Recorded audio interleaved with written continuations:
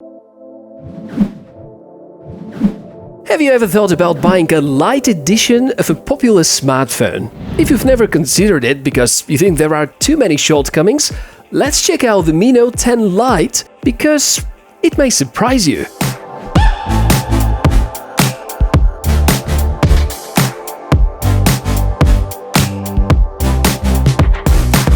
Welcome, Tech4O channel, Michael speaking, and that's another video where we will thoroughly inspect a new cool device. This time we're looking into the latest member of the Mi Note 10 series, and the Mi Note 10 was the first Mi phone with that marvelous 108 megapixel camera, which later eventually made its way to the Mi 10 series as well, and is among the best smartphone cameras on the market. The Lite edition of the series packs 64 megapixel shooter, which also sounds like a whole lot of megapixels, and I can confirm that the camera can do some amazing shots and also is very capable about shooting videos. In terms of pricing, depending on the region and the configuration of RAM and storage, you can buy the phone between $300 and $400 or euro, which is just a bit less from the non-Lite model, and quite a reasonable price for that feature-packed phone. Still, if you're looking for alternatives that have squeezed the maximum of the technology level for that money, the slightly older Galaxy A51 by Samsung, with fantastic camera, however worse performance and battery endurance, is an option, and so is the Realme 6 Pro, which lately turns out to be one of the hottest deals for the season. We have to admit, the Note 10 series made a name for good performance and camera quality at a tempting price, so I'm really curious to see whether only the price differs between both models. While we're exploring the phone in depth, let me say a big thanks to this episode's sponsor, Polar Backup, the world's most affordable cloud backup solution. It's no longer worth risking to lose invaluable data. With Polar Backup, you can quickly and easily automate the process of keeping your files safe and sound in the cloud. It's incredibly secure, 256 AES with zero-knowledge encryption, highly customizable, there are upgrade account features, and you may add extra storage for as little as 99 cents per month. Your data is accessible 24/7 from any point of the world and costs less than the price of hard drives with similar size. So hurry up and subscribe, and using the link and the code from the description of the video, you're gonna get a special offer with even further discounts. Now, let's go to the Mi Note 10 Lite's hardware part, and while unboxing the device you're going to notice that there's nothing that suggests corners being cut. Quite the opposite. Components which smartphone makers often neglect, like the charger, are at a great level here. While it's rumored that the next iPhone will come without a charger, this one is packing the 30-watt charger, which will charge from 0 to full for around an hour and 15 minutes, which is great achievement considering the rather big battery. It is rated at 5,260 mAh, which for a mainstream mobile is a huge value and right now among the champions in that area. Besides the cable, you will find original silicone case which well covers the phone's edges and is quite helpful to protect the beautifully crafted edges, and the backside, which is in line with 2020's trends and is done out of glass. I always strongly recommend using a case if you want to keep your phone in mint condition for a longer period of time, because, let's be honest, having a glass on the front and on the back of the phone means that you're just a single drop away from cracks, and since the display here is AMOLED, replacement comes at a rather steep price. Let me mention about the hardware highlights. The display on the front, besides the already mentioned AMOLED technology, has the size of 6.47 inches, fantastic screen-to-body ratio, quad camera setup, the most capable of which is 64 megapixels, Snapdragon 730G chipset, 6 or 8 gigs of RAM, 64 or 128 gigs of storage, dual SIM slot, 3G and 4G support, Bluetooth 5, FM radio, infrared blaster, and a 3.5mm headphone jack. To put it in simple words, great performance for that price point, costs 3 times less than the most premium flagships, looks not much worse than them, and performs very similarly to last year's flagships. So it is well future-proof and will well handle this year's top games in rather high graphic options. Instead of repeating again and again facts that you anyways can hear everywhere, I will focus on the bits that make the Mi Note 10 Lite stand out. In-display fingerprint scanner, which is possible thanks to the fact the display is AMOLED, and the sensor works pretty good. Well, not as quick as the OnePlus 8 Pro, but a lot faster than the in-display sensors from last year. Unsurprisingly for a Xiaomi Note phone, there's FM radio, which tends to appear in less and less current models.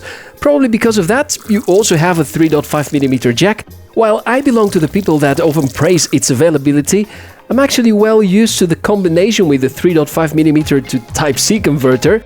Since that's a Xiaomi device, there's infrared blaster, which with some more patience can become the most universal remote at home and is one of my totally favorite Mi features. Hardware minuses: a mono speaker, loud but with limited frequency range, lack of card for more memory, since the maximum is only 128 gigs. With 4K videos, the space wears out pretty quickly. Let's switch to the software and the feature side of the video. We're looking at the Mi UI, which has seen a lot of changes and updates recently, and the Mi Note 10 Lite is one of the first devices scheduled to get version 12. However, by the time the editorial part of this video was done, it was still version 11, which is based on Android 10.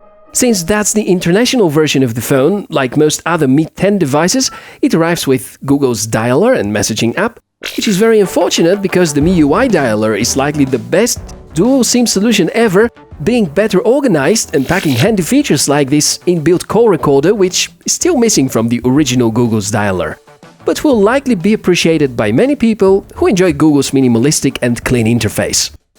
Bloatware is brought to the minimum. There are quite many handy features. If you don't like the launcher, this is Android and almost anything can be replaced, so you can take Nova Launcher or something that you like better. Themes support is here to make the OS more colorful, and also a lot of other settings to adjust. I'm quite delighted with the screen options.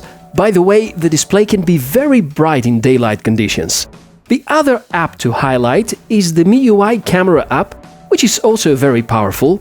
We mentioned the quad camera setup, and look into that almost invisible bump, rather rare to be seen nowadays, and thumbs up for doing that, Xiaomi.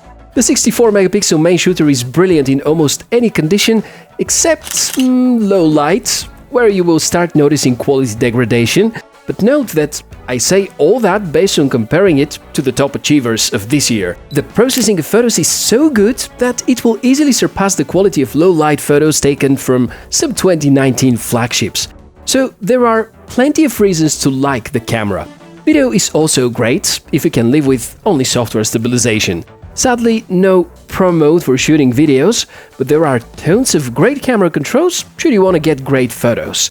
The front camera is 16 megapixel, for some weird reason without any kind of stabilization when you record a video, and I still find it hard to understand why Xiaomi are not adding such a basic feature.